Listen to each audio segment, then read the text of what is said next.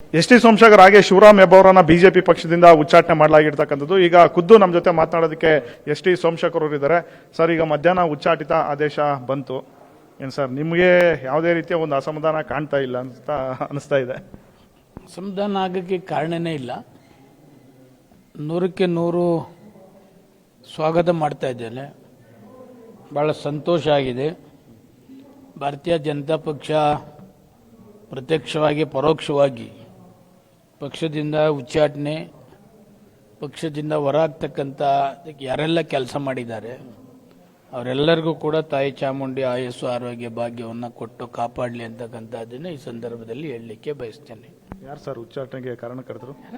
ಯಾರಾಗಿರ್ಬೋದು, ಯಾರು ಟ್ರೈ ಮಾಡಿದ್ದಾರೆ ಹೊರಗಡೆ ಹಾಕಬೇಕು ಅಂತ, ಅವ್ರಿಗೆಲ್ಲ ದೇವರು ಒಳ್ಳೇದು ಮಾಡಲಿ ಅಂತ ಹೇಳಿ. ತಾವು ಕೂಡ ಬಿಜೆಪಿ ಪಕ್ಷದಲ್ಲಿ ಇದ್ಕೊಂಡು ಭಿನ್ನ ಚಟುವಟಿಕೆಗಳನ್ನು ಮಾಡ್ತಾ ಇದ್ರಿ. ಕರೆದಂತ ಒಂದು ಕಾರ್ಯಕ್ರಮಗಳಿಗೆ ಹೋಗ್ತಾ ಇರಲಿಲ್ಲ. ಕಾಂಗ್ರೆಸ್ ಪಕ್ಷದ ನಾಯಕರ ವೇದಿಕೆಗಳಲ್ಲಿ ಗುರುತಿಸ್ಕೊಳ್ತಾ ಇದ್ರಿ. ಬಿಜೆಪಿ ನಾಯಕರ ವಿರುದ್ಧವೇ ನೀವು ಮಾತನಾಡ್ತಾ ಇದ್ರಿ.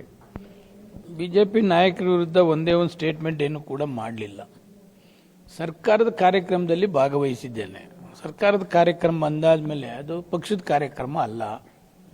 ಸರ್ಕಾರದ ಕಾರ್ಯಕ್ರಮ ನನ್ನ ಕ್ಷೇತ್ರಕ್ಕೆ ಸಂಬಂಧಪಟ್ಟದ್ದಿದ್ರೆ ನಾನು 100% ಸರ್ಕಾರಿ ಕಾರ್ಯಕ್ರಮದಲ್ಲಿ ಭಾಗವಹಿಸಿದ್ದೇನೆ. ಪಕ್ಷಕ್ಕೆ ಇರ್ಸು ಮುರ್ಸಾಲಿ ಯಾವತ್ತೂ ಕೂಡ ನಾನು ಮಾಡ್ಲಿಕ್ಕೆ ಹೋಗಲಿಲ್ಲ. ಇರ್ಸು ಮುರ್ಸಕ್ಕೆ ಮಾಡಿದಂಥವ್ರು ಇನ್ನೂ ಪಕ್ಷದಲ್ಲಿ ಇದ್ದಾರೆ. ಅವ್ರ ನೋಟಿಸು ಕೂಡ ಕೊಡಲಿಲ್ಲ ಅಲ್ವಾ? ಬೇಕಾದಷ್ಟು ಇದ್ದಾರೆ. ಅವ್ರು ಯಾರಿಗೂ ಕೂಡ ನೋಟಿಸ್ನ ಕೊಡಲಿಲ್ಲ. ಬಟ್ ನಮಗೆ ಪಕ್ಷಕ್ಕೆ ಇರ್ಸು ಮುರ್ಸು ಅಂತಕ್ಕಂಥದ್ದು ಹೇಳಿದರೆ ಆ ಥರದ್ದು ಯಾವುದೂ ಕೂಡ ನಾನು ಮಾಡಲಿಲ್ಲ. ಯಾವ್ದಾರು ಇದ್ದರೆ ಒಂದೇ ಒಂದು ಇನ್ಸಿಡೆಂಟ್ ಇದ್ದರೆ ನನಗೆ ಕೊಡಿ ಅಂತೇಳಿ ಆ ನೋಟಿಸ್ ಕೊಟ್ಟಂಥ ಸಮಯದಲ್ಲಿ ಕೂಡ ನಾನು ಅವರಿಗೆ ರಿಕ್ವೆಸ್ಟ್ ಮಾಡಿದ್ದೆ.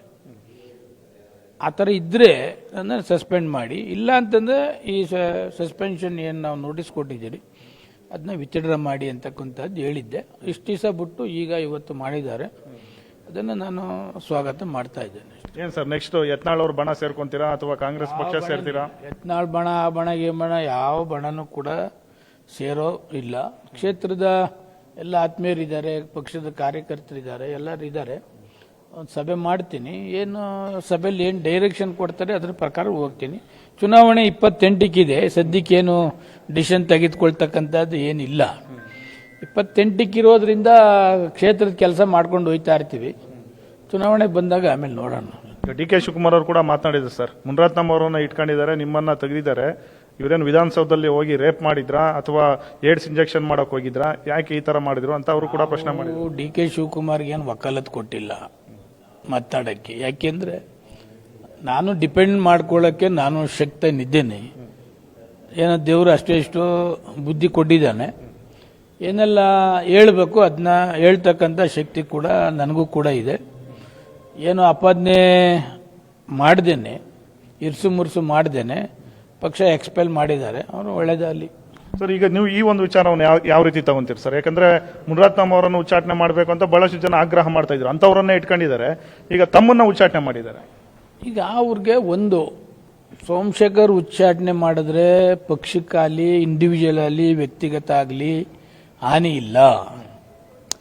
ಅವನ್ನ ಉಚ್ಚಾಟನೆ ಮಾಡಿದ್ರೆ ಎಲ್ಲಿ ತಿರ್ಗಾ ಏಡ್ಸ್ ಇಂಜೆಕ್ಷನ್ ಚುಚ್ತಾನೋ, ಇನ್ನಾರು ಲೇಡಿ ಇಟ್ಕೊಂಡು ಬ್ಲ್ಯಾಕ್ ಮೇಲ್ ಮಾಡ್ತಾನೋ, ಇನ್ನಾರನಾರ ಲೀಡರ್ ಮೇಲೆ ಅಟ್ರಾಸಿಟಿ ಕೇಸ್ ಹಾಕ್ತಾನೋ ಅಂತಕ್ಕಂಥದ್ದು ಭಯ ಈ ಕೆಲವು 3-4 ಜನ ಮುಂಚೂಣಿ ಲೀಡರ್ಗಳಿಗಿದೆ.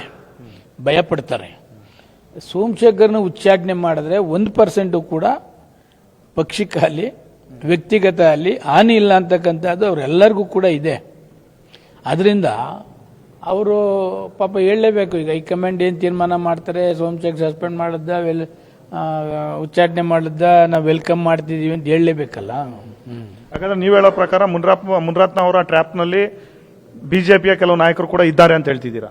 ನಾಯಕರಿಲ್ಲ, ಅವನು ಸಸ್ಪೆಂಡ್ ಮಾಡಿ ಅಂತಕ್ಕಂಥ ಹೇಳ್ತಕ್ಕಂಥ ಧೈರ್ಯ ಒಬ್ಬರಿಗೂ ಇಲ್ಲ ಅಂತ ಹೇಳ್ತಾ ಇರೋದು. ಇನ್ನೇನು ಏಡ್ಸ್ ಇಂಜೆಕ್ಷನ್ ಇನ್ಯಾವ ರೂಪದಲ್ಲಿ ಚುತ್ತಾನೋ, ಇನ್ಯಾವ ರೂಪದಲ್ಲಿ ವಕೀಲರ ಹೆಣ್ಮಕ್ಳನ್ನ ಮಂಚಕ್ಕೆ ಬಂದು ಕೂಗ್ತಾನೋ, ಅದಕ್ಕೆ ಯಾಕೆ ಬೇಕಪ್ಪ?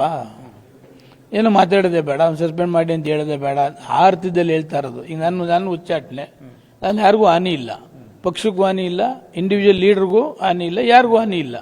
ವೆಲ್ಕಮ್ ಮಾಡ್ಕೊಬಿಟ್ಟಿದ್ದೆ. ಆದ್ರೆ ಅವನ್ನ ಉಚ್ಚಾಟನೆ ಮಾಡಿದ್ರೆ ಅವನಿಂದ ಆಗ್ತಕ್ಕಂಥ ಅನಾಹುತಗಳು ಅವ್ರು ಯಾರು ಊಹಿಸಕ್ಕಾಗೋದಿಲ್ಲ.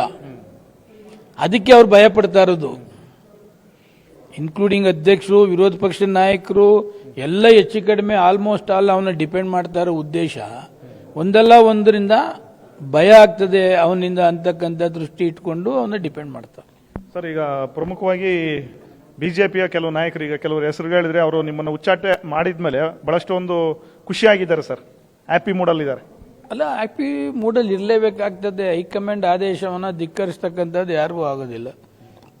ರಾಷ್ಟ್ರೀಯ ಪಕ್ಷಗಳಲ್ಲಿ ಸಾಮಾನ್ಯವಾಗಿ ಹೈಕಮಾಂಡ್ ಇನ್ನು ಆದೇಶ ಮಾಡ್ತಾರೆ, ಅದಕ್ಕೆ ತದ್ವಿರುದ್ಧವಾಗಿ ಹೋಗೋಕ್ಕಾಗೋದಿಲ್ಲ.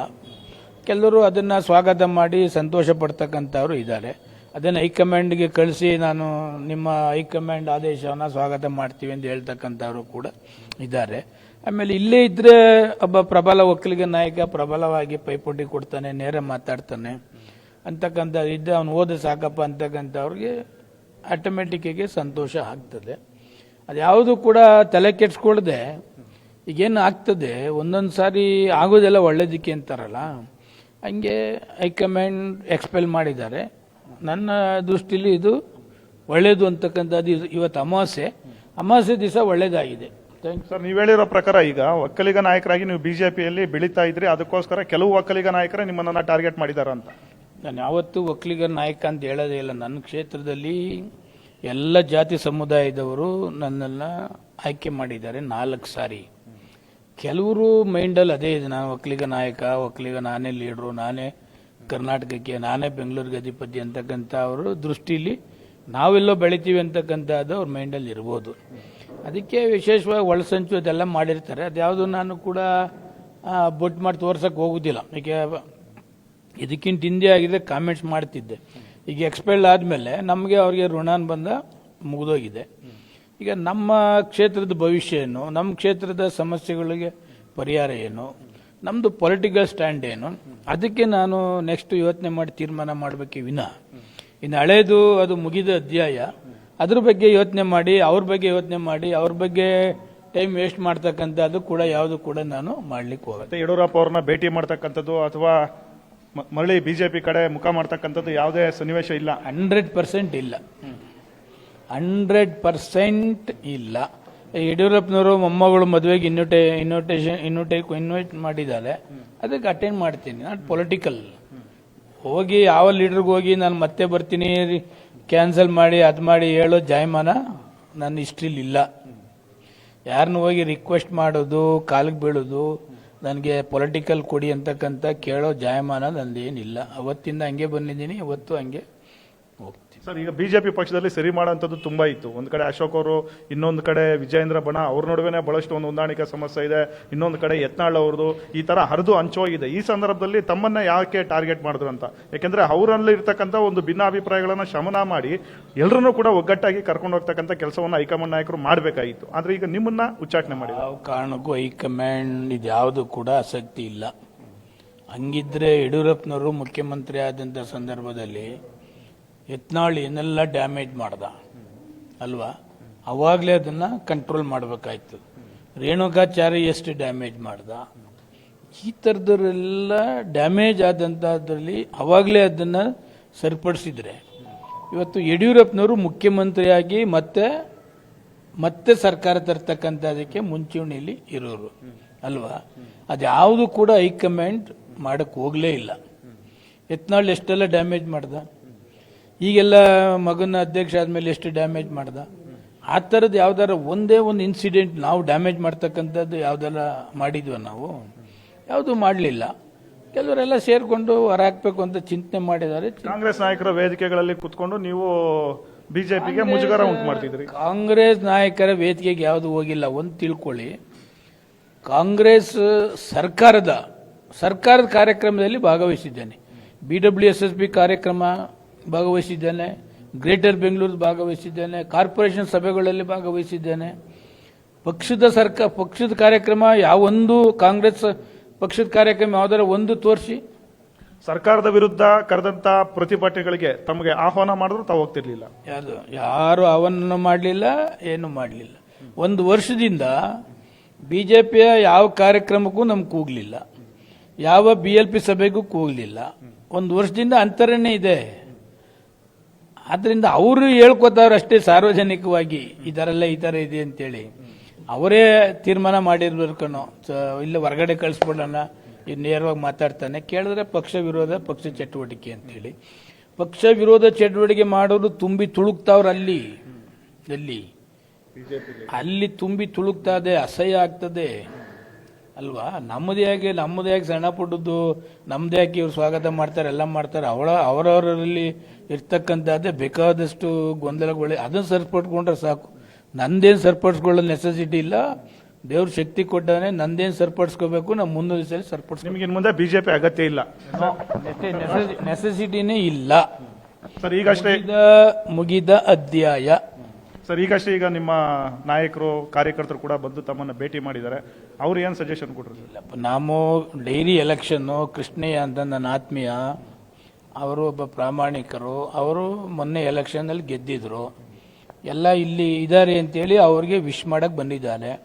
ಅವರಿಗೆ ಗಾರ್ಲ್ಯಾಂಡ್ ಮಾಡೋದು, ವಿಶ್ ಮಾಡೋದು, ಸ್ವೀಟ್ ಕೊಡೋದು ಬಂದಿದ್ದಾರೆ ಅಷ್ಟೇ. ಇದ್ರ ಬಗ್ಗೆ ಇನ್ನೂ ಲೀಡರ್ಗಳ ಜೊತೆ ಚರ್ಚೆಯನ್ನು ಕೂಡ ಮಾಡಲಿಲ್ಲ. ಮುಂದಿನ ದಿವಸದಲ್ಲಿ ಮಾಡ್ತಾನೆ. ಸೊ ಇದು ST ಸೋಮಶೇಖರ್ ಅವರು ಪವರ್ ಟಿವಿ ಜೊತೆ ಮಾತನಾಡಿದಂಥ ಮುಕ್ತವಾದಂಥ ಮಾತು. ಕ್ಯಾಮರಾ ಪರ್ಸನ್ ದರ್ರಾ ಜೊತೆ ಆನಂದ್ ನಂದಗುಡಿ, ಪವರ್ ಟಿವಿ.